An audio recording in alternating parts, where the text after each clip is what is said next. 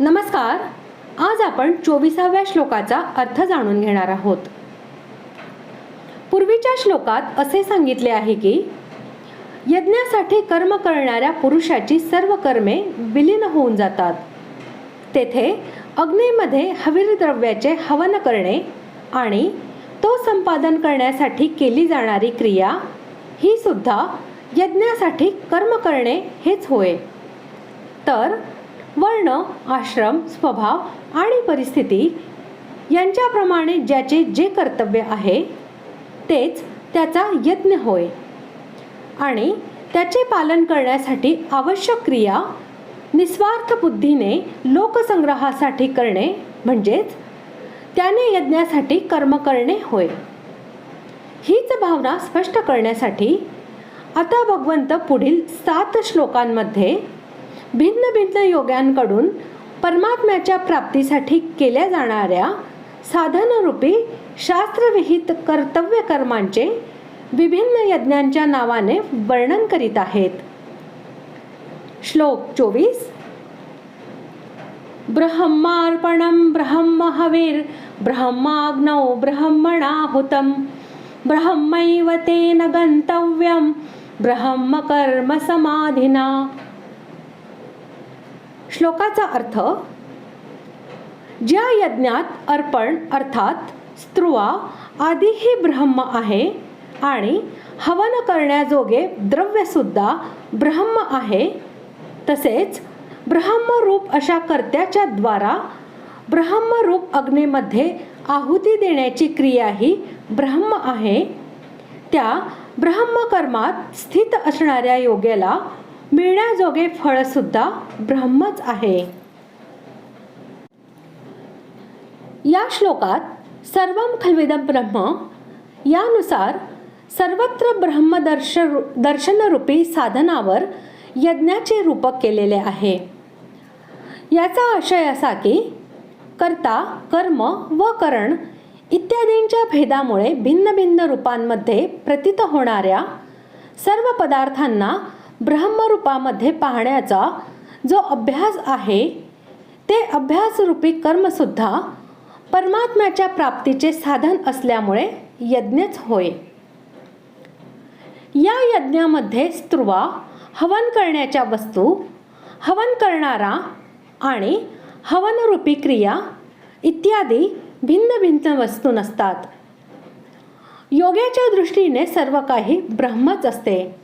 कारण असा यज्ञ करणारा योगी हा ज्या मन, बुद्धी इत्यादींनी सर्व जगास ब्रह्मरूप समजण्याचा अभ्यास करतो तो त्यांना स्वतःला व अभ्यासरूपी क्रियेला किंवा इतर कोणत्याही वस्तूला ब्रह्मापासून वेगळे असे समजत नाही.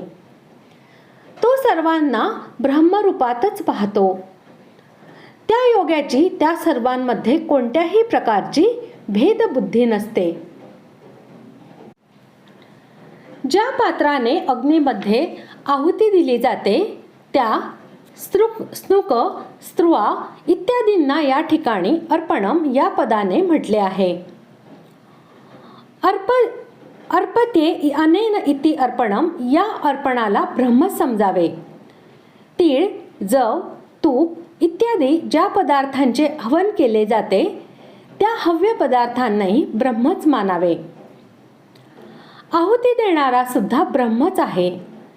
ज्यात आहुती दिली जात आहे तो अग्नीही ब्रह्मच आहे आणि आहुती देण्याची क्रियाही ब्रह्मच आहे असे मानावे. ब्रह्मातच कर्म समाधी झाल्याने ज्याचे संपूर्ण कर्म ब्रह्मरूपच झाले आहेत त्याला फलरूपाने निस्संदेह ब्रह्माचीच प्राप्ती होते. कारण त्याच्या दृष्टीत ब्रह्माशिवाय आणखी कोणाची स्वतंत्र सत्ता राहतच नाही. या श्लोकाला जाणकार लोक भोजनाचे वेळी म्हणतात, ज्यामुळे भोजनरूपी कर्मसुद्धा यज्ञ होऊन जावे. भोजनरूपी कर्मात ब्रह्मबुद्धी या प्रकारे केली जाते. पहिलं म्हणजे ज्याने अर्पण केले जाते तो हातही ब्रह्मरूप आहे.